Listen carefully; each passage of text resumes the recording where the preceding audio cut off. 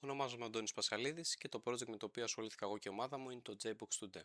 Το JBox2D είναι μια μηχανή φυσικής ανοιχτού κώδικα γραμμένη σε Java, μεταφορά της γνωστής Box2D που ήταν γραμμένη σε C++.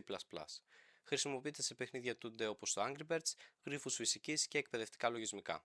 Βασικές του λειτουργίες είναι ότι προσομοιώνει στερεά σώματα, υπολογίζει φυσικές δυνάμεις όπως βαρύτητα, τριβή, κρούσεις, υποστηρίζει αρθρώσεις για σύνθετους μηχανισμούς και εφαρμόζει συνεχή ανίχνευση συγκρούσεων για ακρίβεια σε γρήγορες κινήσεις. Όσον αφορά την ποιότητα λογισμικού, εξασφαλίζει αξιοπιστία και δετερμινισμό, υψηλή σταθερότητα προσομοίωσης και πλήρης φορητότητα, καθώς και εκτελείται σε Windows, Linux, Mac και Web. Όσον αφορά το τεχνικό χρέος, για τη μέτρηση κεφαλαίου ασχοληθήκαμε με τα ακόλουθα bad smells, God class feature envy, type checking, long parameter list, long και long methods και βρήκαμε total effort που εκτιμάται σε 4.576,44 και principal που ανέρχεται σε 3.494,11 ευρώ. Για τη μέτρηση του τόκου ασχοληθήκαμε με τις ακόλουθες κλάσεις και βρήκαμε τα interest rate τους καθώς και το interest in dollars.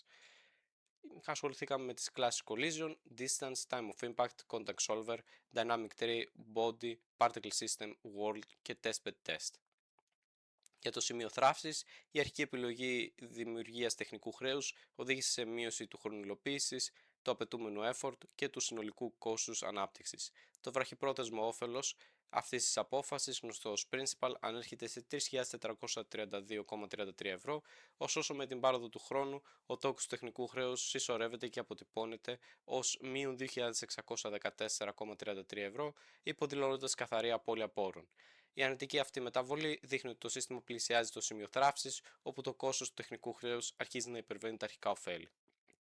Όσον αφορά την παρακολούθηση ποιότητας λογισμικού, το DIT-SUM και CBO-SUM παρατηρούμε ότι τα growth τους είναι σημαντικά μεγαλύτερα από τα growth του NOC, δείχνοντας έτσι μια ορθή εξέλιξη. Το Elcom SUM παρατηρούμε ότι το growth της είναι σαφώς μεγαλύτερο από το growth του log, κάτι που υποδηλώνει μια ορθή εξέλιξη. Σε αντίθεση με το CCSAM, όπου το growth του είναι μικρότερο από το growth του log, γεγονός που δείχνει ορθή εξέλιξη ως προς την πολυπλοκότητα. Όσον αφορά το Elcom Max, η κλάση Body κυριαρχούσε ως η χειρότερη κλάση από τη version 1.4.3 έως 2.1.2.0. Από τη version 2.1.2.2 και μετά η νέα κλάση Box2D την αντικαθιστά και παραμένει η κλάση με το μεγαλύτερο Elcom έως την πιο πρόσφατη έκδοση, παρότι όμως η κλάση Body εξακολουθεί να υπάρχει. Όσον αφορά τις προβληματικές κλάσεις και τους λόγους επιλογής, προβληματικές κλάσεις βρήκαμε την Collision, Distance, Time of Impact, Contact Solver, Dynamic Tree, Body, Particle System, World και Testbed Test. Μπορείτε να παρατηρήσετε και τους λόγους επιλογής μας, καθώς και τους λόγους πιθανών αναβαθμίσεων. Η κλάση με την οποία εγώ ασχολήθηκα είναι η κλάση Collision. Η κλάση Collision αποτελεί βασικό μέρος του μηχανισμού φυσικής του συστήματος και είναι υπεύθυνη για τον εντοπισμό και τον χειρισμό συγκρούσεων μεταξύ αντικειμένων. Ο κύριος ρόλος της είναι να ελέγχει αν δύο σχήματα συγκρούονται και σε περίπτωση σύγκρουσης να υπολογίζει τις απαραίτητες πληροφορίες επαφής που απαιτούνται για τη σωστή προσομοίωση της φυσικής. Για τον σκοπό αυτό, περιλαμβάνει υλοποίηση διαφορετικών αλγορίθμων σύγκρουσης ανάλογα με τον τύπο των γεωμετρικών σχημάτων που εμπλέκονται. Εδώ μπορούμε να δούμε το UML της κλάσης Collision πριν την αλλαγή του κώδικα. Όσον αφορά την περιγραφή προβλήματος σε σχέση με τη συντηρησιμότητα για τις μετρικές, η κλάση Collision χαρακτηρίζεται προβληματική, κυρίως λόγω του μεγάλου μεγέθους της και της υψηλής πολυπλοκότητας. Το CBO είναι αυξημένο, αλλά εντός αποδεκτών ορίων και το Elcom παραμένει σε ικανοποιητικά επίπεδα. Το πρόβλημα με το οποίο εγώ ασχολήθηκα είναι η προσθήκη νέας λειτουργικότητας, δηλαδή συγκεκριμένα υποστήριξη νέων γεωμετρικών σχημάτων, το οποίο εμφανίζεται δύσκολο, καθώς η κλάση συγκεντρώνει ήδη πολλές διαφορετικές ευθύνες και αλγορίθμους σύγκρουσης, γεγονός που την καθιστά μεγάλη και πολύπλοκη. Το χαρακτηριστικό ποιότητας προς βελτίωση είναι η συντηρησιμότητα του συστήματος, που επηρεάζεται άμεσα, καθώς η μεγάλη και πολύπλοκη κλάση Collision δυσχεραίνει την κατανόηση του κώδικα και αυξάνει τον χρόνο και την προσπάθεια για μελλοντικές αλλαγές, μειώνοντας έτσι και την επεκτασιμότητα. Η αναδόμηση που εφάρμοσα είναι η τύπου split class, καθώς η κλάση Collision παραβίαζε τις αρχές σχεδίασης Single Responsibility Principle και Low Coupling. Ο διαχωρισμός της λειτουργικότητας σε εξειδικευμένες κλάσεις σύγκρουσης μειώνει την πολυπλοκότητα, τη σύζευξη και διευκολύνει τη συντήρηση και επέκταση του συστήματος. Παρακάτω μπορούμε να παρατηρήσουμε τις μετρικές πριν και μετά και όπως θα καταλάβουμε το CBO μειώθηκε υποδεικνύοντας λιγότερες εξαρτήσεις, το Elcom δείχνει αυξημένη συνοχή το WMC καταδεικνύει μειωμένη πολυπλοκότητα και τέλος το size 1 δείχνει μεγάλη μείωση, η οποία υποδεικνύει ότι έγινε η κλάση μικρότερη και πιο συντηρήσιμη. Τέλος, μπορούμε να δούμε το UML της Class Collision μετά την αλλαγή του κώδικα. Η Classic World αποτελεί τον πυρήνα της μηχανής φυσικής του JBox 2D. Είναι η κεντρική μονάδα ελέγχου του συστήματος και είναι υπεύθυνη για τη διαχείριση όλων των φυσικών οντοτήτων, όπως σώματα, αρθρώσεις και επαφές, αλλά και για τον συντονισμό και την εκτέλεση της προσομοίωσης σε κάθε χρονικό βήμα. Εδώ βλέπουμε το απόσπασμα του UML διαγράμματος της κλάσης, στο οποίο παρατηρούμε ότι διαθέτει μεγάλο αριθμό ιδιοτήτων και μεθόδων. Αυτό από μόνο του μας προειδεάζει ότι η συγκεκριμένη κλάση ενδέχεται να παρουσιάζει σχεδιαστικά προβλήματα. Πράγματι, οι μετρικές της κλάσης World έδειξαν την ύπαρξη των BudgeMelt, CodeClass και Long Methods, κυρίως τις μεθόδους Solve και SolveToy. Το πρόβλημα γίνεται πιο εμφανές σε ένα υποθετικό σενάριο όπου θέλουμε να προσθέσουμε ένα Multi-Threaded Time of Impact αλγόριθμο, με στόχο τη βελτίωση της απόδοσης σε συστήματα που το υποστηρίζουν. Σε αυτή την περίπτωση, η κλάση παραβιάζει ξεκάθαρα την αρχή Single Responsibility Principle, καθώς κάθε νέα αλλαγή θα επιβάρυνε ακόμη περισσότερο μια ήδη υπερφορτωμένη κλάση. Παράλληλα, η πολύ υψηλή σύζευξη με CBO ίσο με 50 θα καθιστούσε το testing ιδιαίτερα δύσκολο. Επιπλέον, θα παραβιαζόταν η αρχή Open Closed Principle, αφού η υφιστάμενη αρχιτεκτονική απαιτεί τροποποίηση του υπάρχοντος κώδικα, αντί για καθαρή επέκταση μέσω νέων κλάσεων. Ένα ακόμη σημαντικό ποιοτικό χαρακτηριστικό που χρήζει βελτίωσης είναι η συνοχή. Η κλάση World εμφανίζει το υψηλότερο LCOM, γεγονός που υποδηλώνει πολύ χαμηλή συνοχή. Η υψηλή σύζευξη εμποδίζει την ανεξάρτητη τροποποίηση του κώδικα και δημιουργεί αλυσιδωτές επιπτώσεις, γνωστές ως ripple effect. Παράλληλα, η απομονωμένη επαλήθευση του κώδικα γίνεται ιδιαίτερα δύσκολη, αν όχι αδύνατη.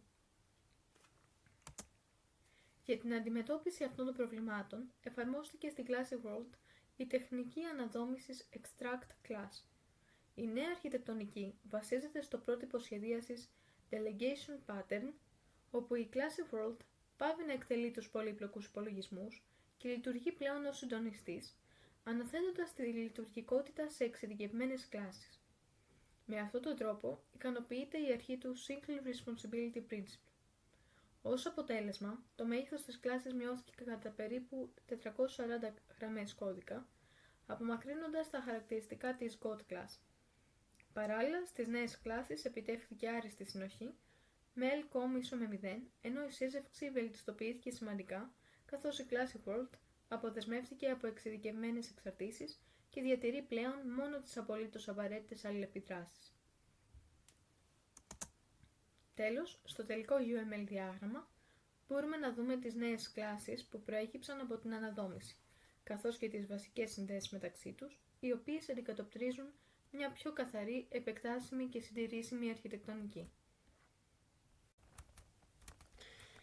Η κλάση Particle System διαχειρίζει τη φυσική ρευστών και μαλακών σωματίδων στη μηχανή JBox 2D. Λειτουργεί ως controller που είναι υπεύθυνος για ολόκληρο το κύκλο ζωής στο σωματίδι. Εδώ βλέπουμε ένα συνοπτικό διάγραμμα UML της κλάσης Particle System και παρατηρούμε πως η κλάση μας έχει πολλές μεθόδους solve και πολλά getters. Η κλάση Particle System αποτελεί κλασικό παράδειγμα του anti-pattern code class. Η εξαιρετικά υψηλή τιμή του LACOM υποδηλώνει έλλειψη συνοχής, καθώς η κλάση προσπαθεί να συντονίσει δεκάδες διαφορετικές φυσικές συμπεριφορές. Το μέγεθος είναι απαγορευτικό για μία και μόνο κλάση. Αυτό θα δημιουργούσε πολλά προβλήματα σε μια υποθετική προσθήκη ενός φαινομένου φυσικής, π.χ. magnetic force. Για να γίνει αυτό θα έπρεπε να τροποποιηθεί η τεράστια κλάση particle solver, να προσθεθεί μια νέα μέθοδο solve, να τροποποιηθεί και η κεντρική μέθοδος solve με νέα if statements, να προσθεθούν νέα πεδία για τις μαγνητικές ιδιότητες. Αυτό επηρεάζει το Open Closed Principle και το Single Responsibility Principle. Αφού η κλάση ήδη διαχειρίζεται 11 διαφορετικούς αλγόριθμους, Θα χρειαστεί να βελτιώσουμε το maintainability, δηλαδή την ικανότητα του κώδικα να τοποθετηθεί εύκολα με ελάχιστο κίνδυνο σφαλμάτων, καθώς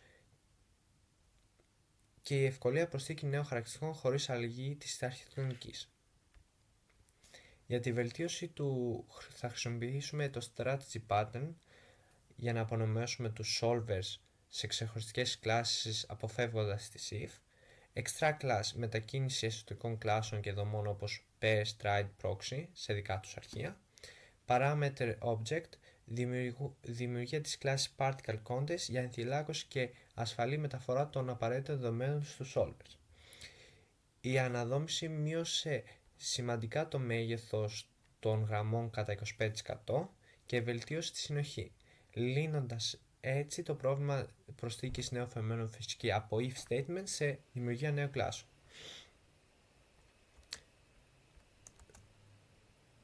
Τέλος, βλέπουμε το καινούργιο UML της Particle, όπου η Particle System χρησιμοποιεί τον controller solver manager και παρέχει τις απαραίτητες πληροφορίες στην Particle Context.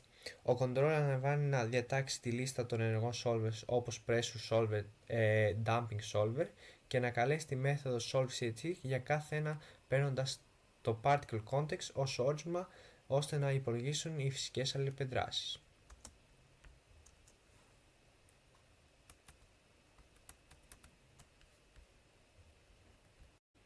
Ευχαριστούμε για τον χρόνο σας.